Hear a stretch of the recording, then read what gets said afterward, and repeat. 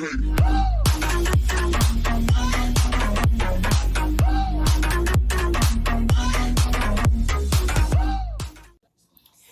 welcome, and this is Rhonda Walita here, and today we're going to be reacting to the Russian sleep experiment. That's fun.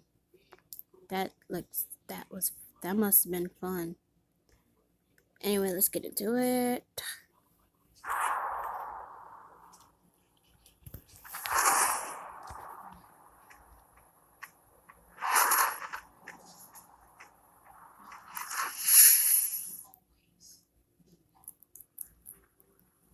Russian researchers in the late 1940s kept 5 people awake for 15 days using an experimental gas-based stimulant. They were kept in a sealed environment to carefully monitor their oxygen intake so the gas didn't kill them, since it was toxic in high concentrations. That is one scary This was looking before thing. closed-circuit cameras, so they had only microphones and 5-inch thick glass porthole-sized windows into the chamber to monitor them. The chamber was stocked with books, cots to sleep on but no bedding, running water and toilet, and enough dried food to last all 5 for over a month.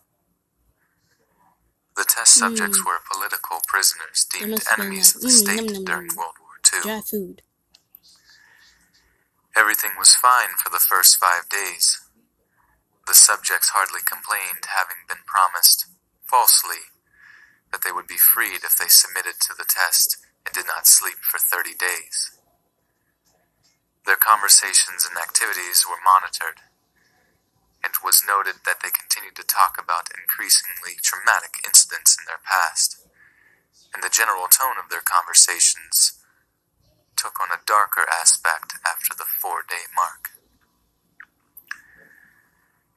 After 5 days, they started to complain about the circumstances and events that led them to where they were, and started to demonstrate severe paranoia.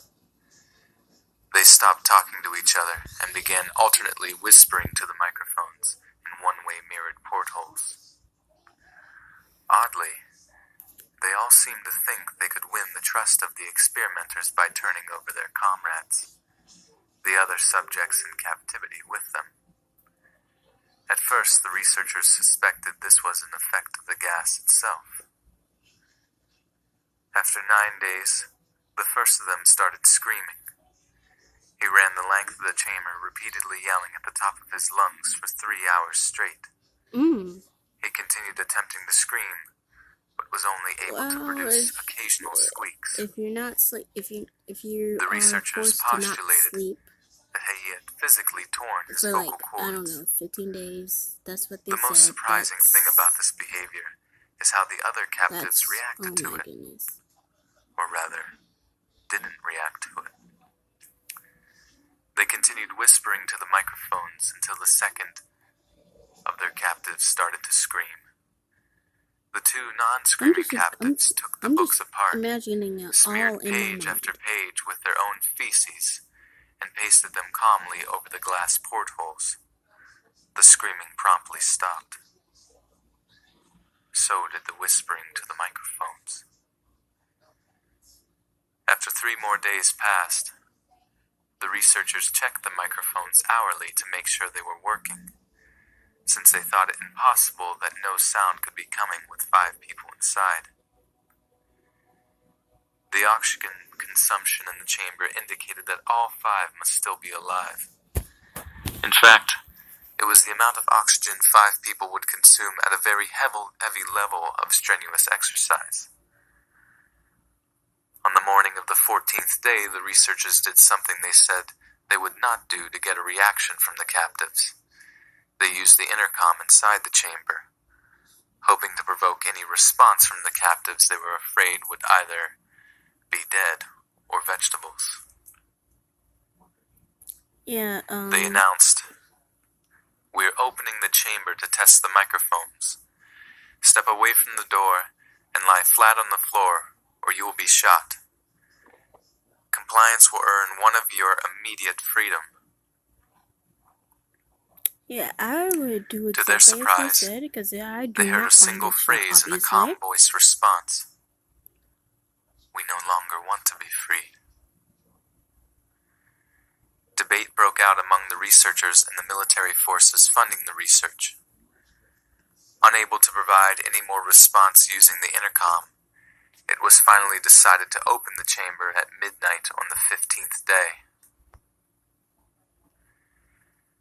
The chamber was flushed of the stimulant gas and filled with fresh air, and immediately voices from the microphone began to object.